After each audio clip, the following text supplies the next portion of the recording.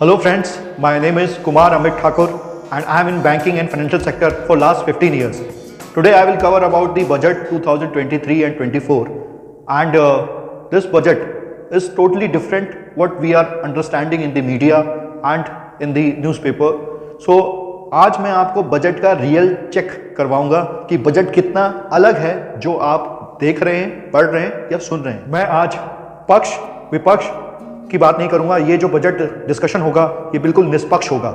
सो आज के बजट में हम गवर्नमेंट के कुछ नेगेटिव और पॉजिटिव दोनों ही पॉइंट डिस्कस करेंगे जो इस बजट में देखने को मिलेंगे, और इसके साथ साथ इस बजट को अमृतकाल और इंक्लूसिव बजट कहा है तो इसका भी हम रियलिटी चेक करेंगे।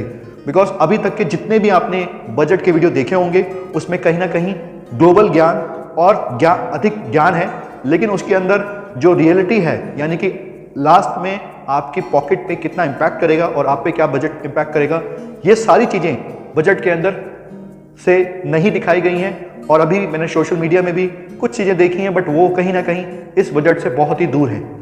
तो जो एक्चुअल बजट है और जो आज हम डिस्कस करने जा रहे हैं, इन दोनों बजटों के अंदर बहुत बड़ा डिफरेंस है, क्योंकि जो मीडिया में दिखाया जा रहा है या जो बजट बताया जा रहा है ये बजट बिल्कुल डिफरेंट है।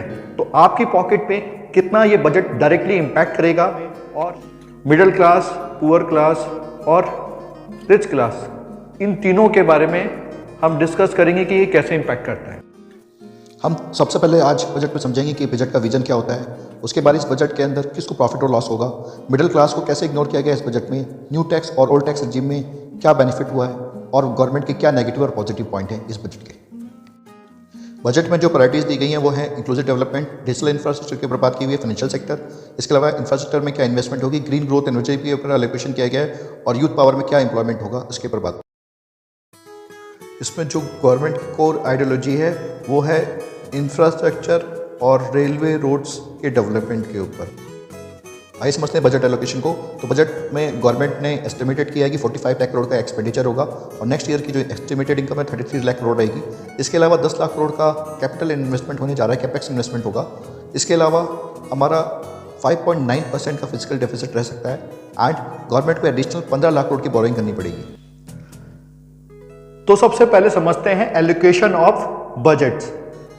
बजट के अंदर जो एलोकेशन होता है वो एलोकेशन डिपेंड करता है कि कंट्री के अंदर इनकम कितनी हुई है और एक्सपेंडिचर क्या है। जी हाँ, जैसे फिजिकल डेफिसिट कैलकुलेट करने के लिए हमेशा एक्सपेंडिचर माइनस टोटल इनकम या टोटल रिसिप्ट्स होती हैं जिससे कि फिजिकल डेफिसिट निकलता है। सिमिलरली बजट के लिए ये चीज़ देखी जाती है कि बजट में जो पैसा इन्वेस्ट किया जा रहा है उस बजट के अंदर हमारी इनकम कितनी रही है या एस्टिमेटेड इनकम क्या है नेक्स्ट फाइनेंशियल ईयर में, और उसके एस्टिमेटेड एक्सपेंडिचर कितने होंगे, कितना हमें और मार्केट से बोरोइंग करना होगा, उसका एक एलोकेशन तैयार होता है। वेरियस मिनिस्ट्रीज के साथ फाइनेंस मिनिस्टर बैठती हैं और उनके एक्सपेंडिचर समझती हैं, उसके बेसिस पे आगे वो एलोकेशन होता है।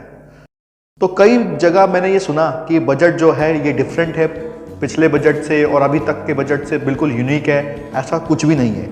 अगर आप एलोकेशन देखेंगे लास्ट फाइनेंशियल ईयर की तो जो बजट के अंदर फंड एलोकेट किया गया है वो एलोकेशन बिल्कुल एज सिमिलर है जो इस बार बजट में किया गया है।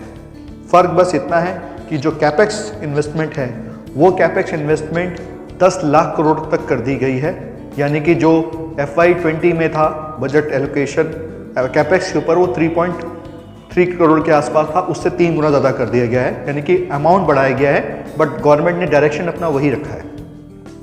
इसके अलावा बहुत सारी बात सुनने को आई है कि नहीं बजट के अंदर हेल्थ और एजुकेशन सेक्टर पे बहुत फोकस किया गया है, लेकिन जब आप एलोकेशन ऑफ फंड्स देखेंगे तो आपको समझ में आ जाएगा कि बजट के ऊपर कोई भी ऐसा एडिशनल चीज़ नहीं दिया गया जो कि हेल्थ सेक्टर और एजुकेशन के लिए हो, क्योंकि बजट के अंदर जो एलोकेशन किया गया है हेल्थ और एजुकेशन सेक्टर पे वो सब्सटेंशियली बढ़ाया गया है लास्ट ईयर से। ये जो बजट है वो पूरी तरह से सेंट्रिक है इंफ्रास्ट्रक्चर इन्वेस्टमेंट पे और एग्रीकल्चर के ऊपर। सो अगर आप देखोगे तो एग्रीकल्चर के अंदर क्रेडिट ग्रोथ के लिए एग्रीकल्चर में 20 लाख करोड़ का टारगेट रखा गया है। बेनिफिट होगा जो इंडस्ट्रियलिस्ट हैं, यानी कि जो इस इंफ्रास्ट्रक्चर को सेटअप कर रहे हैं, यानी कि वो फार्मर्स जिनकी लैंड एक्वायर होगी और वो डायरेक्टली फार्मिंग का बिजनेस कर रहे हैं, वो अगर गवर्नमेंट के उस बजट में या उस प्लानिंग एरिया में आते हैं तो वहाँ लैंड एक्विजिशन होगी, जिससे उनको प्रेजेंट रेट से 4 गुना ऊपर रेट पे लैंड एक्वायर होगी और वो उनको इनकम मिलेगी। दूसरी तरफ जो ऑर्डर्स वहाँ पे रोड बनाने के लिए या इंडस्ट्रियल कॉरिडोर बनाने के लिए या जो इंफ्रास्ट्रक्चर के भी नए काम करने के लिए जिन जिन इंडस्ट्रियलिस्ट को मिलेगा, वो इंडस्ट्रियलिस्ट को बेनिफिट होगा, ना कि ये एक होलिस्टिक सबको मिलेगा। हाँ, मिडिल क्लास और बाकी पुअर्स को भी इसका बेनिफिट मिलेगा, उनको कुछ ना कुछ एम्प्लॉयमेंट वहाँ पे मिलेगा, लेकिन ये बेनिफिट कंपेयर टू फार्मर्स और बिजनेसमैन के बहुत ही कम होगा। यानी कि इसमें 20 to 30% बेनिफिट हो सकता है कि फार्मर्स को हो, 30 to 40% बेनिफिट होगा वो इंडस्ट्रियलिस्ट को होगा। तीसरा बेनिफिट जो गवर्नमेंट को होगा वो 10 से 20% गवर्नमेंट को होगा, क्योंकि उसको वहाँ से रेवेन्यू कलेक्शन भी होगा, कहीं ना कहीं रजिस्ट्रेशन, प्रॉपर्टी रजिस्ट्रेशन और टैक्सेस के फॉर्म में गवर्नमेंट को भी रेवेन्यू आता है। और सिर्फ 10 से 20% ही रेवेन्यू मिलेगा जो मिडिल क्लास है या जो पुअर क्लास है या जो नॉन फार्मर्स है उनको। तो इस बजट का जो होलिस्टिक और सेंट्रिक व्यू है वो फार्मर्स हैं और इंडस्ट्रियलिस्ट हैं। Thank you. कुछ लोग ये सोच रहे होंगे, अरे भाई ये अमृतकाल क्या है, अभी तो हम बड़ी मुश्किल से अच्छे दिन गुजार पाएँ, अब ये नया अमृतकाल क्या है। सो कुछ लोग तो शायद इस बात को सुनते ही बेहोश हो गए। सो समझते हैं अमृतकाल और अच्छे दिन में क्या फ़र्क है। अब बात करते हैं अमृतकाल बजट की। कुछ लोग तो इस बात सुनते ही बेहोश हो गए। जब इस बजट को बनाया जाता है तो हमेशा ध्यान रखा जाता है पुअर क्लास, मिडिल क्लास और रिच क्लास। इसके अलावा ये लॉन्ग टर्म, मीडियम टर्म और शॉर्ट टर्म व्यू लेकर के बनाया जाता है, लेकिन इसके साथ साथ government grow inequality of income को भी ध्यान रखती है। अभी सबसे ज़्यादा पॉपुलेशन पुअर क्लास की है, सो अभी मिडिल क्लास को 3-4 साल और वेट करना पड़ेगा।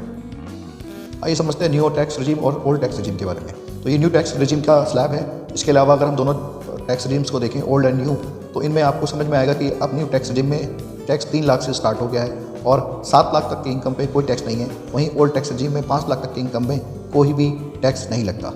तो आइए समझते हैं इसकी कैलकुलेशन को। अगर ये देखते हैं कैलकुलेशन, तो ये बेनिफिट होंगे न्यू टैक्स रिजीम में, और ओल्ड टैक्स रिजीम में आपको ऐसे बेनिफिट हो सकते हैं।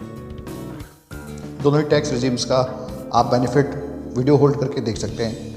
और ये अमृतकाल है, कृपया इस पर बेहोश ना हो। बहुत लोगों ने इसको प्रो रिच बजट बोला है और बहुत सारे रिच क्लासेस को इस बजट का बेनिफिट होगा, साथ में इसका फार्मर को भी इसका बेनिफिट मिलेगा। लेकिन मिडिल क्लास शायद खुश नहीं है, लेकिन गवर्नमेंट गब्बर का नाम लेकर के हमेशा मिडिल क्लास को डरा देता है और वो ये सोचता है कि अगर मोदी नहीं तो फिर किससे हम वोट देंगे। तो कहीं ना कहीं मिडिल क्लास बीच में अटका हुआ है और पुअर क्लास का भी जो डेवलपमेंट है वो बहुत स्लो है। तो यही है अमृतकाल। अच्छे दिन तो ऐसे गुजरे, अब अमृतकाल कैसा होगा? कुछ लोग तो ये सोच के ही चल बसे। तो उम्मीद है दोस्तों आपको बजट के ऊपर ये वीडियो पसंद आया होगा और आप मेरे चैनल ट्रिपल ई फिल्म्स पे भी विजिट कर सकते हैं। वहाँ पर भी आप वीडियो देख सकते हैं जो कि स्टॉक मार्केट के ऊपर है, बैंक लोन्स के ऊपर है और अदर फाइनेंशियल सेक्टर के ऊपर मेंशन किया हुआ है। तो ज़रूर विजिट करें ट्रिपल ई फिल्म्स और कमेंट बॉक्स में अपने व्यू शेयर करें। Thank you so much.